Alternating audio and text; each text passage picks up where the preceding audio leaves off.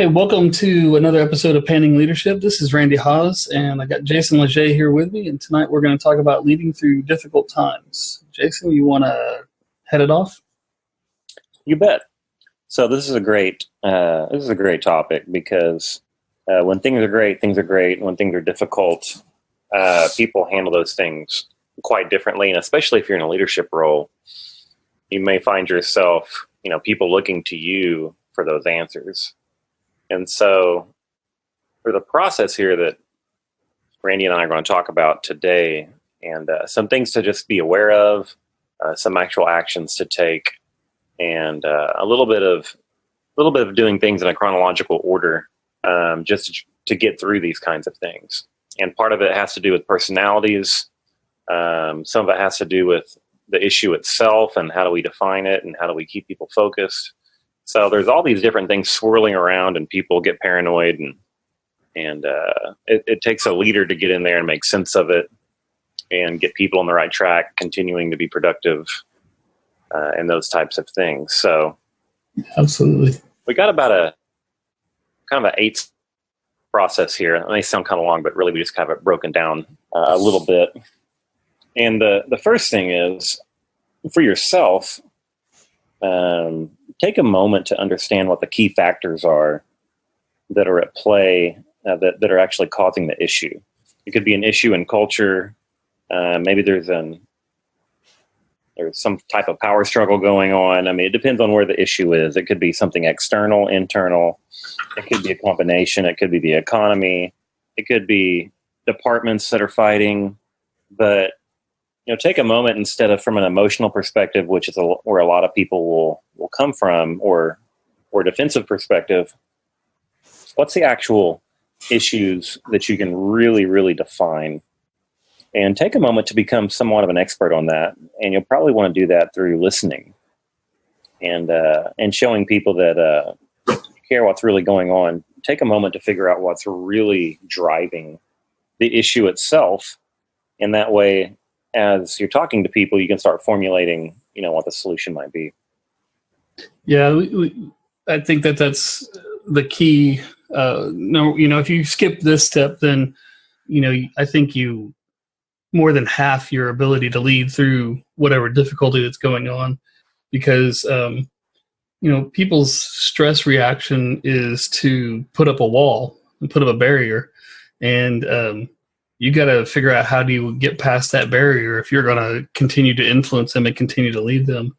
And, we talked about this a little bit in the podcast on negotiating and on, how to negotiate a deal, looking for win-wins, but understanding what the context is of the people around you, because that's what they're looking through the issue. And if you don't understand those factors, if you don't take the time to really dig into that, then it's basically like going into a gunfight blind.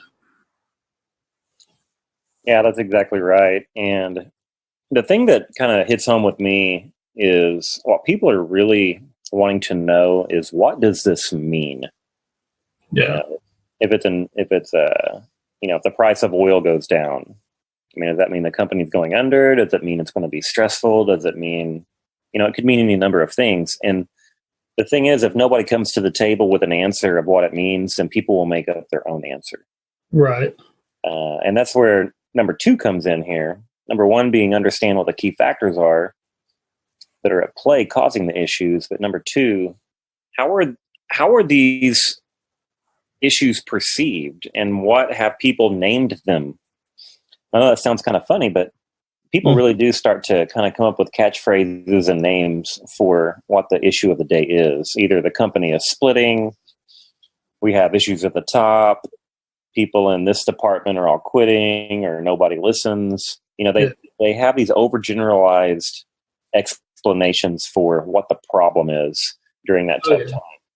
And so that's part of them kind of jumping to the end of the movie and trying to tell you what it actually means. In other words, the company is splitting. Well, that's not necessarily true. Or the big leadership issue. Well, that's not necessarily true.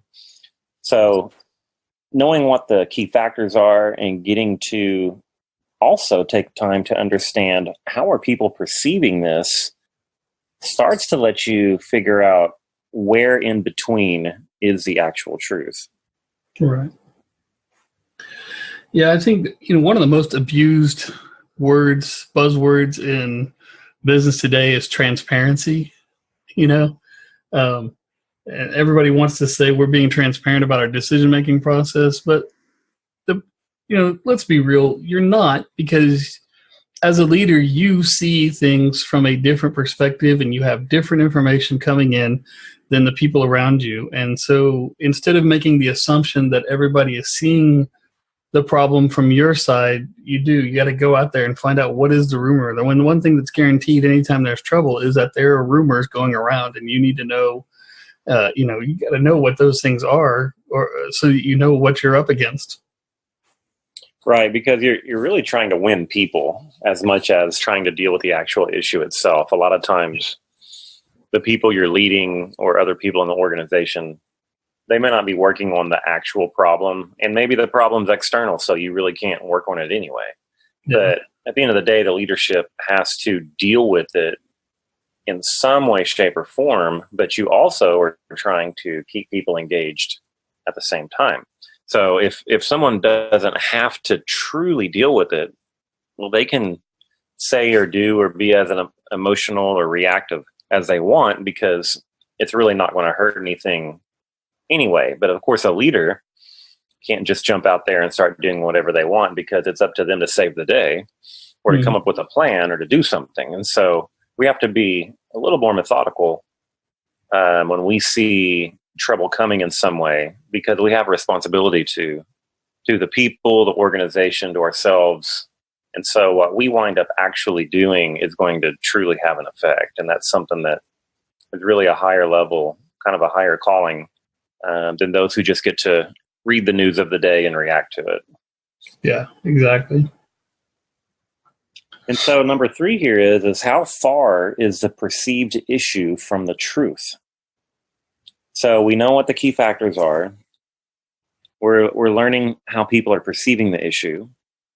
And now we have to decide how far is what they're perceiving from the truth. And why we're doing this is because we need to start developing this communication strategy and maybe even an action plan to start working on this particular issue.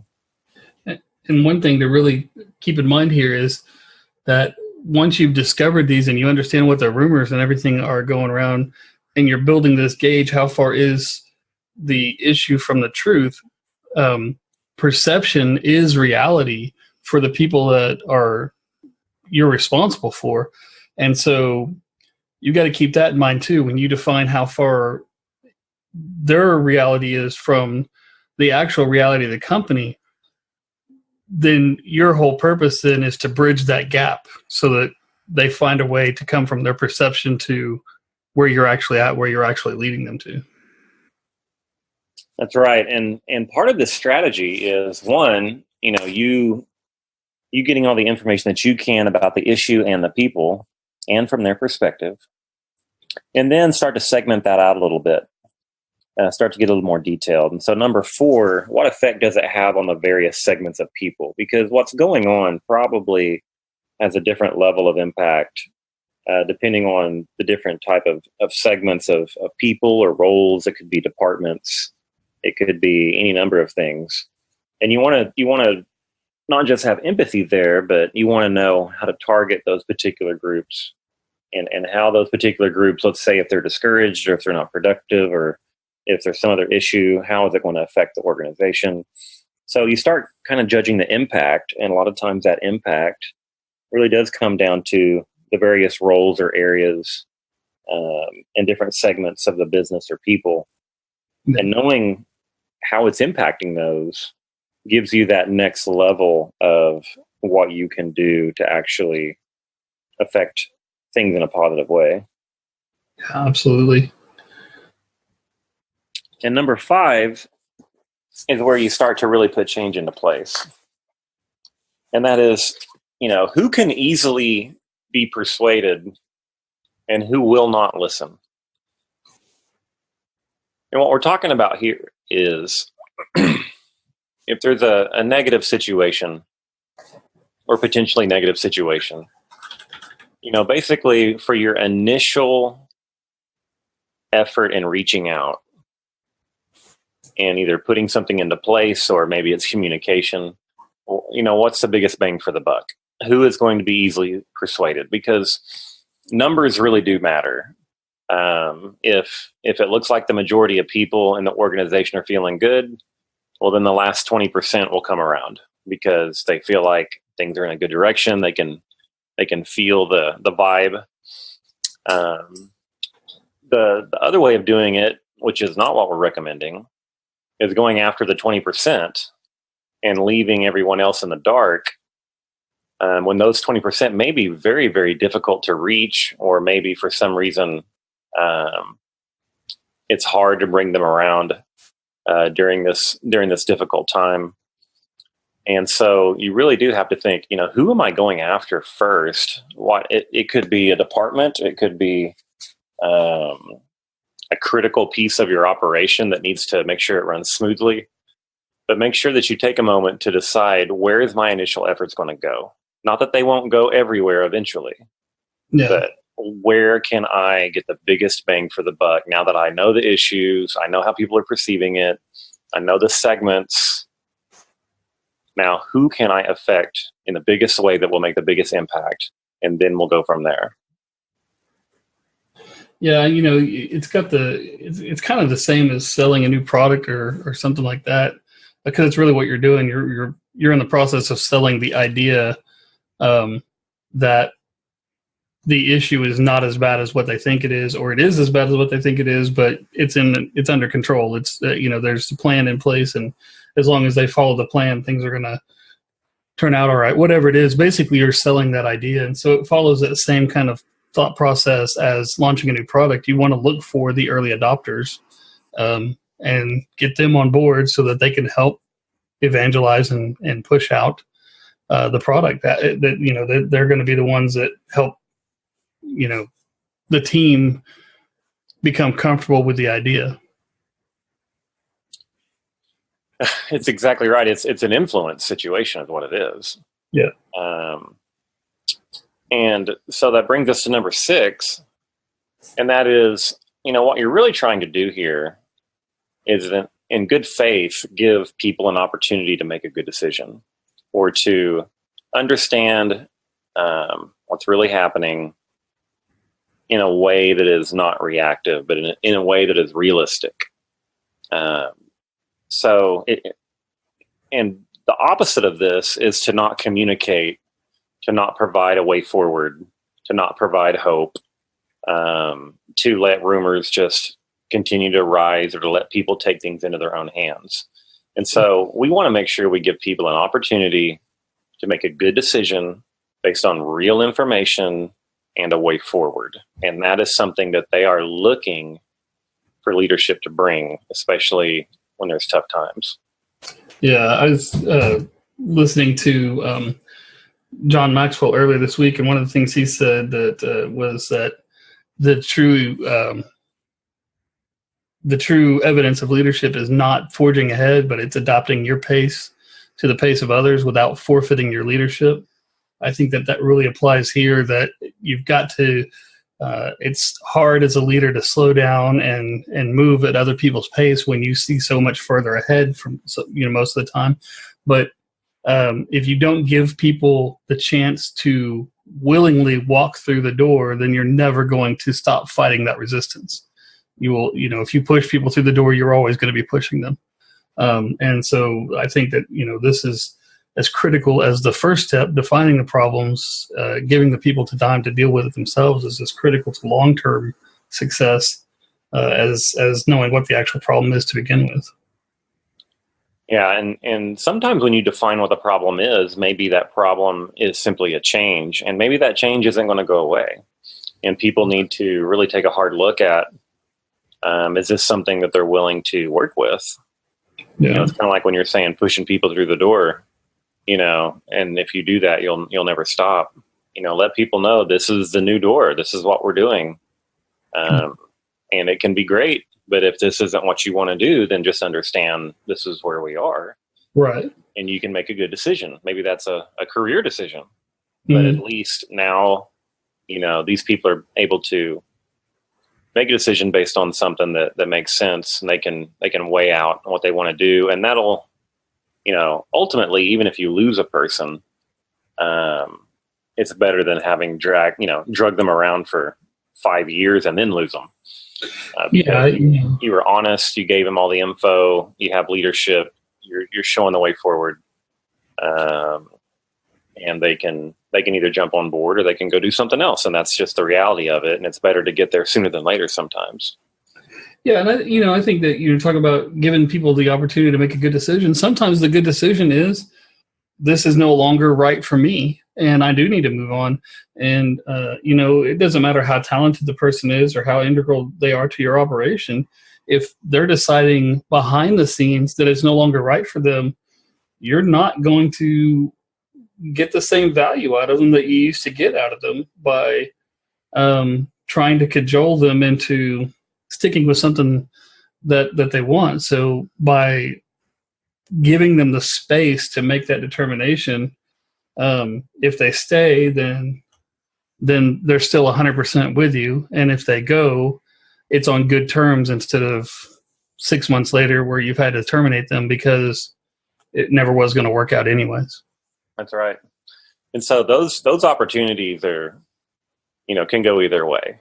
And that's what we want to provide, because part of the new tomorrow is having a staff and having a process, having a product or an organization that is geared for that. And a lot of times that gearing changes. Mm-hmm. So knowing the tough times, whatever that means, if that does take a legitimate retooling of something, then sometimes that can go all the way down to the personnel level. Yeah. So 7 and 8 is the last two, and they're similar. And of course, after we give people an opportunity to make a good decision, part of that is painting the picture of how they should be behaving during this time. Because when people are stressed out, they're going to behave in a different way, and that's everyone. I wish we could say that, we can grow out of that or train ourselves out of it, but it is very, very hard to have the exact same thought process when things are great as when things are in a tough situation. And so sometimes you have to go ahead and just paint the picture for them. You should be acting like this, or you should not be worried like this. I've heard many times in organizations, they will say, yes, we're going through this transition. What you need to do is focus on your work and be as productive as you can, because that's the best way to help the company right now. And, that may sound generic, but that at least lets people know that, today people are working, and today I'm going to work, and I'm going to get the job done. There's things going on somewhere at some level. There's talks going on. There may be some trouble going on, but people are working, and that's what I came here to do, and contribute. And it's funny, but reminding people you're here to contribute and do what you're supposed to do, especially if there's an issue somewhere else, then let the people somewhere else deal with that. You should not be burning calories, worrying about what's happening somewhere else, because it's a real good chance your job is not to deal with that directly. And just reminding people of that sometimes can go a long way. Yeah, and I think that, the difference between saying that and people dismissing it and as being generic and not something that applies to them, or just, it's not going to go anywhere, is doing that first step, understanding what are the factors that are causing it. Why are people scared? Why are people resistant? Why, what is their reality? What are they thinking about? Because once people understand that you have at least taken the time to find out what their issue is, then that builds trust. And if you have the trust of people, then you can say, you don't need to be worried about this. You just need to be productive, and this is going to go forward. But if you don't have the trust of people and you say that, it's just going to amplify the negative feelings that are there. Yep, that's right. And number 8 is, number 7 was paint the picture of how people should behave during this time. Number 8 is paint the picture of what that change is. Hopefully it's a brighter future. And go ahead and outline what the very next steps are going to be. That way they know they don't have to think, well, how is tomorrow going to change, or when is tomorrow going to get here? Or, sometimes we can't perfectly either predict or architect what the future is going to hold, but we need to let people know today is like any other day, and this is what we're going to do and continue to do, if that's true. And then also the next things we're going to do, or the next things we're going to see, or you might notice this, go ahead and give them a little bit of a heads up of what they can expect from a change perspective, because anytime there's a change, you've already taken a step back. It doesn't matter how good the change is. You've already taken a step backwards. And so the change needs to be at least 2 steps forwards to be a good change. And so at least giving people a heads up about that will help lessen the impact of whatever change it is, and give them either something to look forward to, or let them feel like, they don't have to have anxiety, at least about that one particular item. Yeah, I think it's, important to give them, these are the things that I'm measuring against this vision. And this is, this is the way that I see things going. And here's how I know when that's coming true. I think it's, very important to cast a vision and give guideposts. It's one of the most critical functions of leadership is to put that, paint that picture, to get that vision out there that this is where we're going. The waters may be rough right now, but we're still headed toward dry land, kind of thing. Yep, for sure. And so think about those things. I'll run through them again real quick. Understand the key factors. How are people perceiving it? How far is what they're perceiving from what's actually happening? What effect does it have on the various segments in your organization or in the people? Who should your first target be as far as persuading and helping lead through those tough times and getting some people on your side and helping? And then give people an opportunity to make a good decision. And that's through giving them information, which is going to build trust. And that way, when you come around to the end, when you paint the picture of how they should be working at this time or behaving or thinking, and whenever you paint the picture of the brighter future, they'll know that you've really taken some time, that you understand what's going on, that you understand how what they're doing is different from maybe what another person is doing. And they'll have a lot more trust and be willing to come around and follow your lead. And the last thing that we need whenever we're trying to lead people through tough times is for things to kind of start falling apart. In other words, things to be worse, even though maybe the change hasn't even happened yet. Yeah. And so we need people not to just perform and to listen and to trust. We need them to do it at an even higher level. And so that's really the trick of a good leader is, can you embolden people to get on board and to help lead, emotionally as an example, and have the right information to help quiet down rumors. All those things are going to help kind of crowdsource a little bit of your leadership, but it starts with you making sure that you're creating that communication opportunity. You're getting that you're painting the right picture, and then let people take that same message and that same attitude and culture and help through those tough times.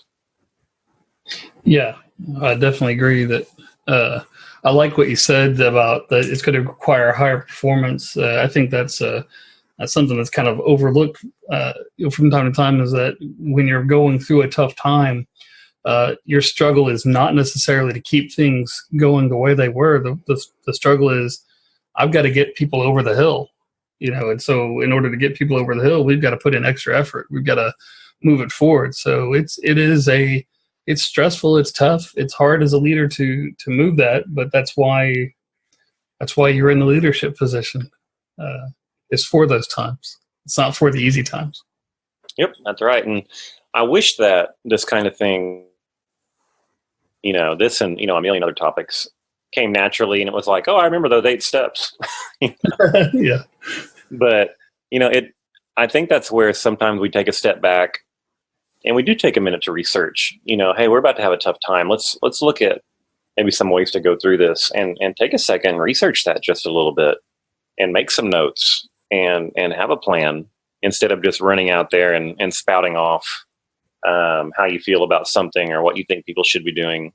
Because each one of the things we talked about today, they really do build upon each other, and culminate into people believing in a brighter future and knowing what they need to be doing right now. And that's what people need. They need clarity, they need an action plan, and they need to be able to see where this is headed. And if you will take a moment to kind of jot down the notes and have the plan and get the thing rolled out, you'll wind up at a good place, and people will know what they need to do and feel a lot better about it. Absolutely. It's always good to take the time to make space so that you, and what I mean by that is, like you said, to step back and maybe look at notes, or get another person to come in and kind of help you look at that. Because, one of the things that is natural for us to do when things get tough is to get even more of a tunnel vision on what we're trying to accomplish. And that is the intuitive way or instinctive way of doing things. But the best way of doing things is to pull back and keep the focus on the big picture. Focus on, if you take a motorcycle safety course, the very first thing they tell you is not to look at what you're trying to avoid hitting. That whatever you're looking at is what you're going to hit. And so if you're worried about hitting a curb when you're going through a curve, if you're staring at that curb, you're going to hit it. You need to be looking at where you're wanting to go, not what you're afraid of. That's right. And the irony is sometimes people get frustrated at leadership very easily. But at the same time, they really are wanting you to handle these things so they can handle their job. Absolutely. And that's a trust factor right there, is when they see things getting tough, they automatically think you must not be doing your job. And so that's where you have to step forward and show, yes, I'm doing my job. Yes, things are hard, and this is where I'm going to shine and show you that I've got it covered. But what I need you to do is, and then whatever that is, because they want to do what they're comfortable with doing, and they want you to be good at what you're doing, and that's leading, so they don't have to worry about it. So you have to give them a reason to not worry about it. And that's not magic. That's communication, that's information, that's trust, that's time.